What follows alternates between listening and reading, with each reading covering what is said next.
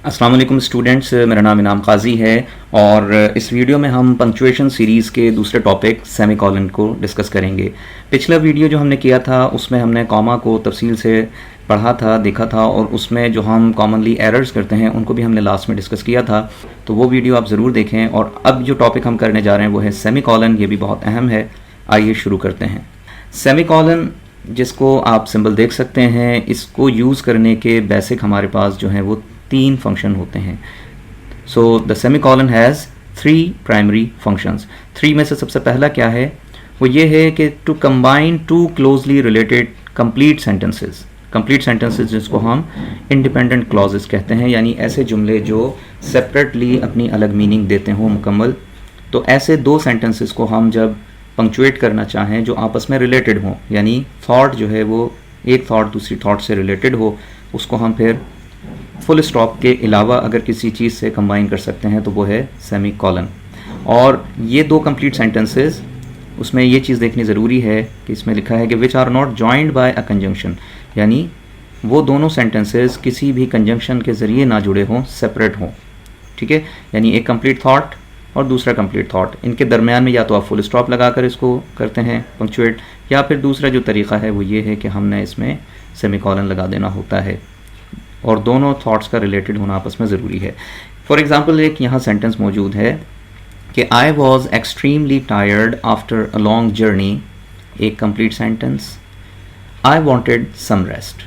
तो अब ये लॉन्ग जर्नी और टायर्ड होना, इसकी बात जो है रिलेट करती है आई वॉन्टेड सम रेस्ट से। तो दोनों कंप्लीट सेंटेंसेस ज़रूर हैं और आपस में रिलेटेड भी हैं, तो हम प्रेफर करेंगे यहाँ फुल स्टॉप की जगह सेमीकोलन लगाने को। ठीक है, तो बुनियादी रूल क्या है कि 2 कंप्लीट सेंटेंसेस हों और किसी कंजंक्शन के साथ जुड़े ना हो, यानी एंड और बट इस तरह का कोई वर्ड दरमियान में ना हो, तब हम सेमीकोलन के ज़रिए उनको जोड़ते हैं। अब इस सेंटेंस का अगर हम एनालिसिस करें तो कहता है कि there are 2 complete sentences. Number 1 है इसमें I was extremely tired after a long journey, ये कंप्लीट सेंटेंस है। और आई वॉन्टेड सम रेस्ट, ये दूसरा कंप्लीट सेंटेंस है या इंडिपेंडेंट क्लॉज है। ठीक है, यहाँ मज़ीद 2 सेंटेंसेस हमारे पास हैं। इनमें हम देखते हैं कि हमने कहाँ सेमीकोलन को यूज़ करना है। First sentence is I can not go with you, I have a lot of work to do. I can not go with you, एक सेंटेंस हमारा कंप्लीट यहाँ हो रहा है यू पर, और I have a lot of work to do ये दूसरा कंप्लीट सेंटेंस है। तो लिहाजा इन दोनों को प्रॉपरली पंक्चुएट करने के लिए हमारे पास एक तरीक़ा तो ये है कि हम इसमें फुल स्टॉप लगा दें, और अगर हम फुल स्टॉप नहीं लगाते हैं इसलिए कि दोनों आपस में रिलेटेड हैं, तो फिर हम प्रेफर करेंगे सेमीकोलन को। तो लिहाजा सेमीकोलन। क्लियर। सेकंड सेंटेंस भी इसी तरह से है कि they need money, they are selling their property. Again 2 complete sentences, they need money is 1 complete sentence, ठीक है, और they are selling their property is a second complete sentence, और दोनों आपस में रिलेटेड हैं कि पैसों की ज़रूरत है और प्रॉपर्टी सेल कर रहे हैं, इनका एक कनेक्शन है दोनों बातों का। तो लिहाजा we would prefer putting semicolon. Clear.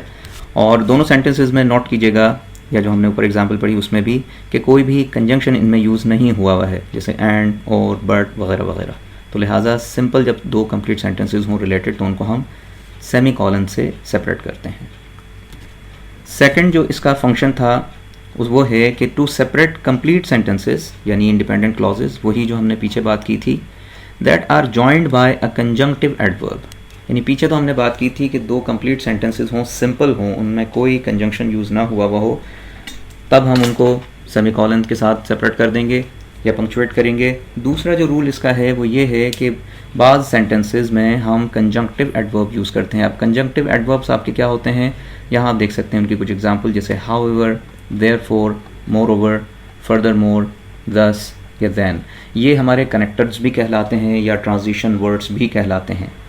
ठीक है, तो ये भी एक सेंटेंस से या एक थॉट से दूसरे थॉट में ट्रांजिशन का काम करते हैं या कनेक्ट करने का काम करते हैं। तो इस तरह के अगर वर्ड्स यूज़ हुए वो हों 2 कंप्लीट सेंटेंसेस के दरमियान, तब भी हमने वही रूल अप्लाई करना है, यानी सेमीकोलन लगाना है, फिर इनमें से कोई वर्ड जो सूट करता हो वो लगाना है, और फिर इनको भी हम कॉमा से सेपरेट कर देते हैं अगले सेंटेंस के अंदर। जैसे यहाँ एग्जांपल आप देख सकते हैं, Moj likes fruits, complete sentence. However he does not like apples. अब हाउएवर एक कंट्रास्टिंग आइडिया अगले सेंटेंस में हम पेश करने जा रहे हैं। तो हाउएवर वैसे भी कंट्रास्ट को पेश करता है और दो कंप्लीट थॉट्स के दरमियान हमने कंजंक्टिव एडवर्ब यूज़ किया हुआ है, तो लिहाजा हमारा फर्स्ट सेंटेंस जो है उसके बाद हमने लगाया सेमीकोलन, फिर एक कंजंक्टिव एडवर्ब और फिर उस एडवर्ब को भी हमने कॉमा से सेपरेट कर दिया अगले हिस्से के अंदर। क्लियर? सेकंड सेंटेंस में हम देखते हैं कि हमने कहाँ सेमीकोलन यूज़ करना है कि we were in a hurry therefore we left early.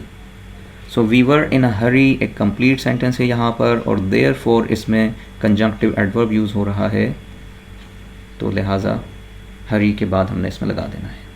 Clear? Next sentence में देखें कि your essay is too short moreover it lacks coherence.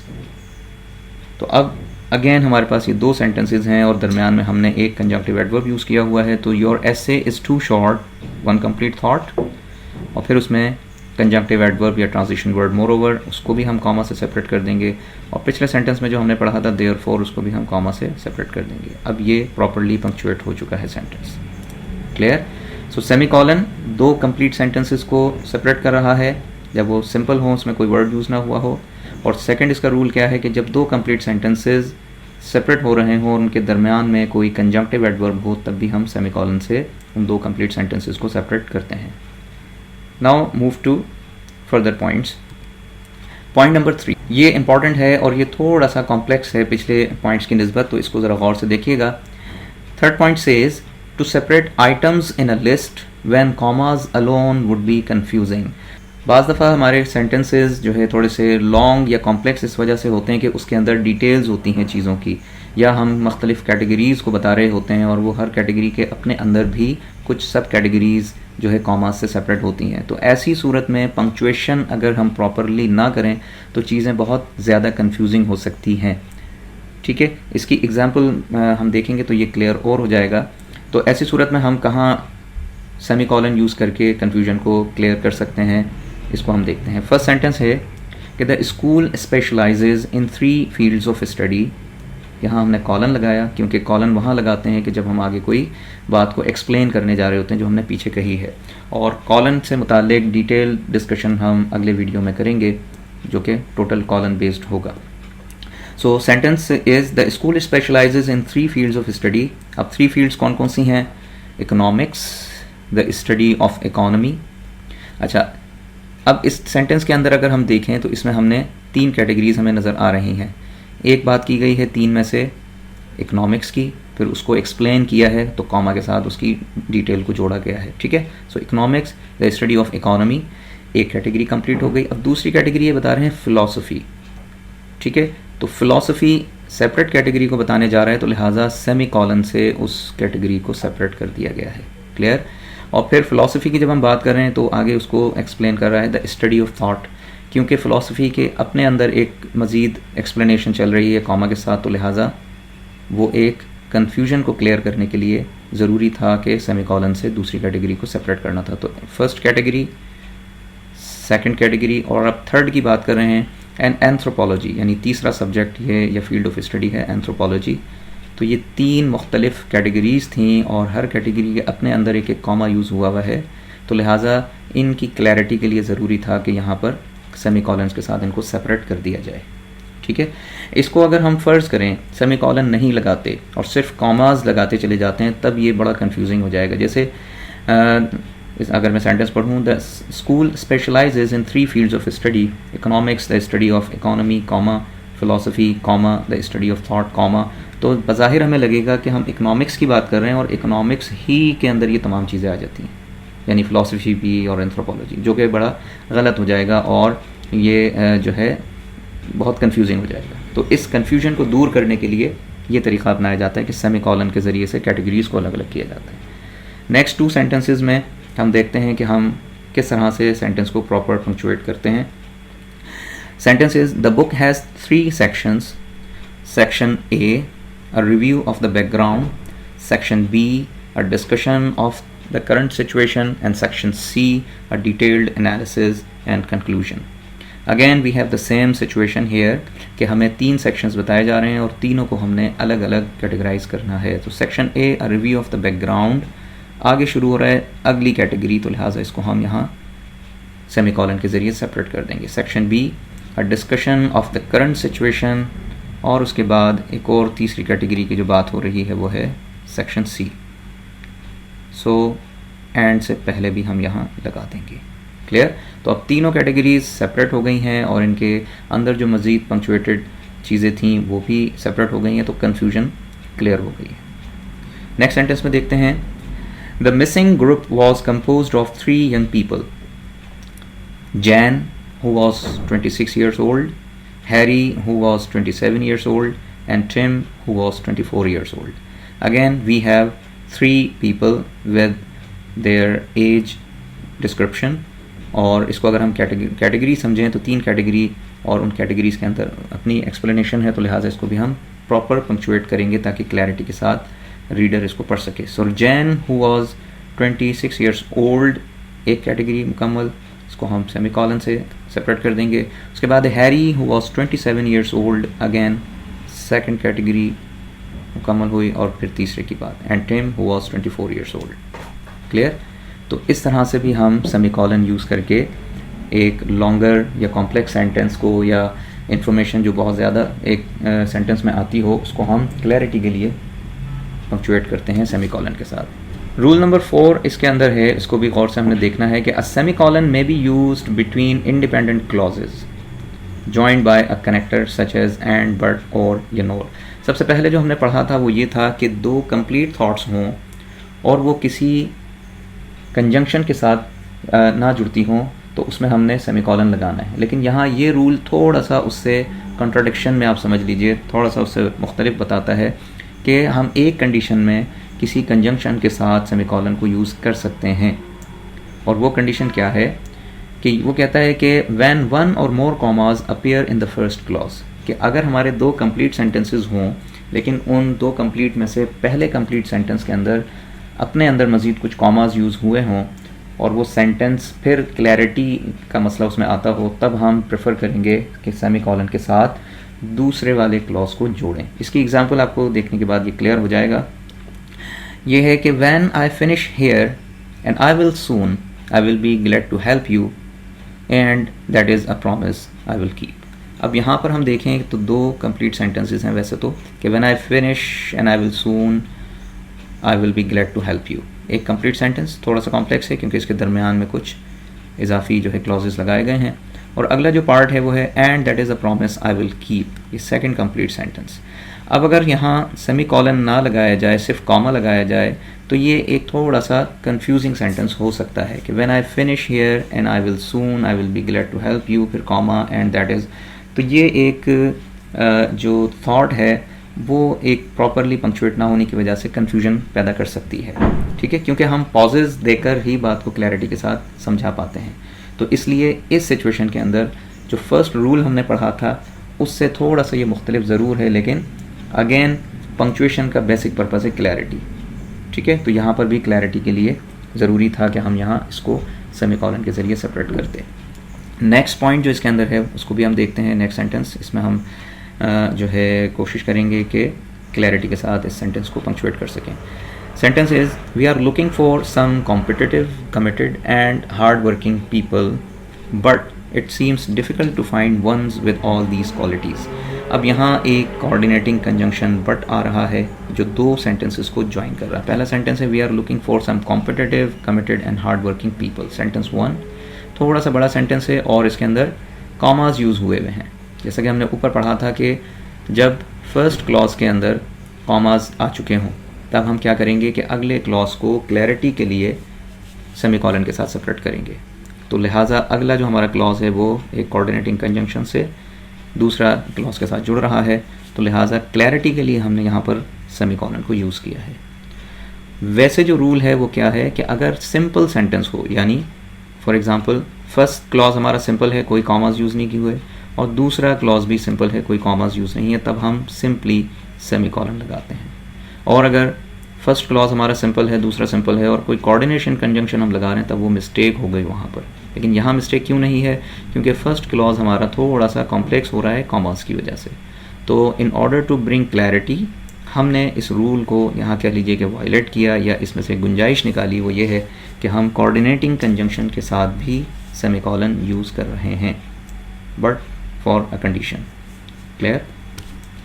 Next sentence में देखते हैं कि if you finish the job early and I am sure you will, we will go out for dinner and I assure you I will pay the bill. Again comma comma comma, तो उसके साथ ये जो communication है थोड़ी C complex हो रही है या इसमें क्लैरिटी जो है ख़राब हो सकती है, तो लिहाजा इसको भी हम प्रॉपरली पंक्चुएट करने के लिए देखते हैं कि हम क्या कर सकते हैं कि if you finish the job early and I am sure you will, if से सेंटेंस शुरू हुआ है तो ये अभी कंप्लीट नहीं है। कहाँ कंप्लीट होगा? We will go out for dinner, यहाँ तक आने के बाद ये सेंटेंस हो गया है हमारा फर्स्ट कंप्लीट। इसमें ये दरमियान में इंसर्ट किया गया एक क्लॉज है जो कि इसमें मीनिंग ऐड कर रहा है, लेकिन ये इफ़ से शुरू हुआ है तो जब तक ये अगले इंडिपेंडेंट क्लॉज से नहीं जुड़ गया तब तक ये कंप्लीट नहीं हुआ। तो एक कंप्लीट सेंटेंस। दूसरा ये है and I assure you I will pay the bill या I will pay the bill. तो एंड कंजंक्शन के साथ ये अगला सेंटेंस जुड़ रहा है, लेकिन चूंकि फर्स्ट क्लॉज के अंदर हमें काफ़ी सारे कॉमास मिल गए या 2 कॉमास मिल गए तो उससे क्लैरिटी ख़राब होने का डर है, तो इसलिए हम यहाँ इस कोऑर्डिनेटिंग कंजंक्शन से पहले सेमीकोलन को यूज़ कर लेंगे। क्लियर। तो ये था इसका 4th रूल जो बज़ाहिर कॉन्ट्राडिक्ट करता है फर्स्ट रूल से, लेकिन यहाँ इसका रीज़न क्या है वो आपको समझ आ चुका होगा। I hope this is clear. अब हम बात करते हैं कुछ कॉमन एरर्स जो सेमीकोलन के यूसेज में हम करते हैं या स्टूडेंट्स करते हैं। तो सेंटेंसेस अभी जो हमने रूल्स पढ़े हैं उन्हीं को हमने सामने रखकर इन प्रॉब्लम्स को या इन एरर्स को समझना है। फर्स्ट सेंटेंस है because everyone was tired we decided to take a break. अब इसमें जो हमने सेमीकोलन यूज़ किया हुआ है ये एक एरर है। एरर की वजह क्या है कि सेंटेंस जो हमारा फर्स्ट है, हमने रूल पढ़ा था कंप्लीट थॉट, दूसरी भी कंप्लीट थॉट इनके दरमियान में लगाते हैं, जबकि हम फर्स्ट सेंटेंस को देखें तो वो कंप्लीट थॉट के क्राइटेरिया पर नहीं उतरता।